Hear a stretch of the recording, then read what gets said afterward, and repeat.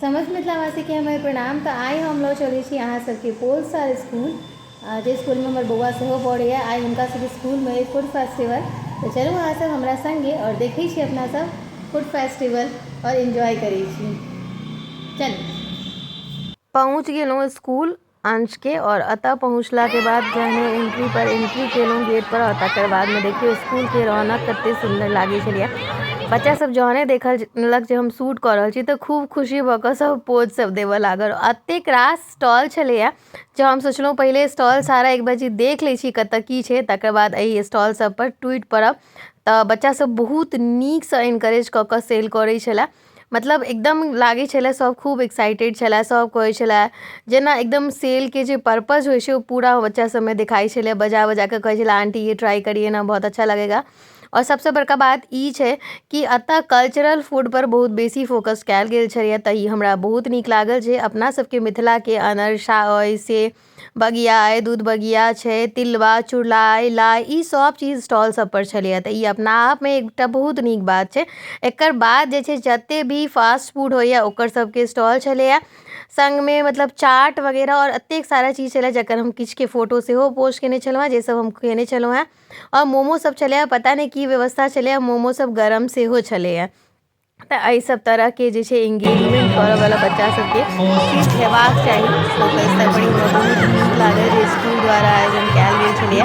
हालांकि अंश एखन हमर क्लास 5 में छै तऽ ओ पार्टिसिपेट नहीं केने छलै, क्लास 7 से जे छै से पार्टिसिपेंट छलैए एहिठाम बच्चा सब जे कऽ सकैए से। तऽ देखियौ हमरा लेकिन अंश कहने रहै तऽ हम विजिट केलहुँ, लेकिन बहुत नीक लागल। बाकी सब बच्चा के जे देखलिए ओ सब बहुत खुश छलथि हैं जे हमसब गेल छलहुँ एज एन पेरेंट, और बहुत नीक तरीकासँ सबसँ बातचीत भी केलहुँ। किछु अहाँ सब ओतऽ देखबो करब बातचीत के झलकी सेहो अहाँ सबके हम देखायब। तऽ जतऽ झालमुड़ी छलै ओकर बलामे रंग रंग के मोजिटो, फिर स्प्राइट, कोक और पता नहीं कते सारा चीज छलैए। और किछु किछु स्टॉल पर तऽ एते भीड़ छलैए जे किछु कहऽ के नहीं। पिज्जा से लऽ कऽ मोमो, बर्गर, मतलब पूरा वैरायटी और फुल ग्लास स्टॉल लागल छलैए बहुत नीक तरीकासँ। साथ में टीचर सबके बिहेवियर बहुत हेल्पफुल लागल, जतऽ बच्चा सब छलखिन हैं हर स्टॉल पर एकटा ने एकटा टीचर छलखिन हैं जे एतऽ व्यवस्थापक मतलब देख रेख के लिए, जे बच्चा सबके कोनो दिक्कत नहीं है। और ऑल ओवर कैटा बच्चा सब देखिए रहल सेल तऽ सब सेहो कहलक बहुत नीक। देखियो कि एकटा स्टॉल पर कते कते भीड़ छलैए, बहुत नीक छलै। एहि सब तरह के पहल स्कूल सब में हेबाक चाही, एहिसँ बच्चा सबके कॉन्फिडेंस बढ़ै छै। और आगाँ जाकर तो फिर लाइफ में बहुत सारा स्टेप एहन आबै छै जतऽ अपना आप के प्रूव करऽ पड़ै छै। पहिले से तैयार होइ छै तऽ नीक होइ छै ना। फिर मैम भेटले जे प्रिंसिपल छथिन तऽ हुनका संगे किछु स्टॉल और विजिट केलहुँ। वाह वाह वेरी प्रिटी।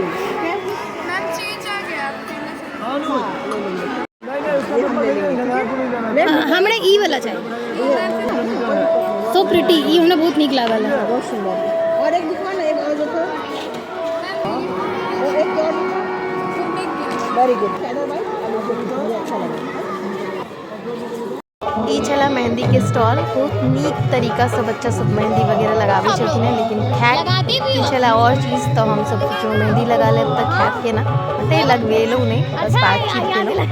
और हैंड क्राफ्ट से बनल इयरिंग्स जे छै देखलिए अहाँ सब लेलहुँ हैं हम। तऽ ई सब देखला के बाद खूब खेलहुँ, खाइत खाइत एते सारा चाट खेलहुँ। क्या क्या डाला है इसमें, क्या क्या डाला है?